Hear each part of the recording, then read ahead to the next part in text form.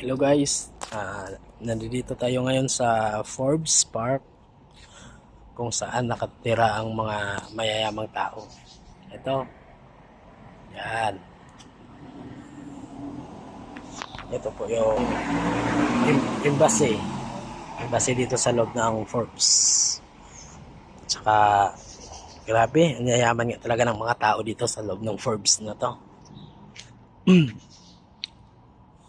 Parang sobrang yaman.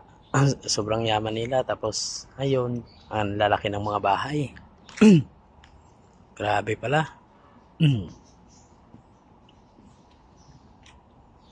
Itong embassy na to, parang bahay lang siya. Hindi mo siya mahalata na yan. Embassy siya. ah, Embassies de France. Wow. Pang France pala yan. Gaganda ng mga bahay.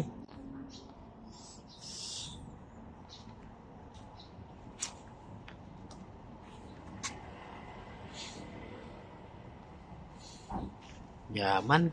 Sobrang yaman ng mga tao dito.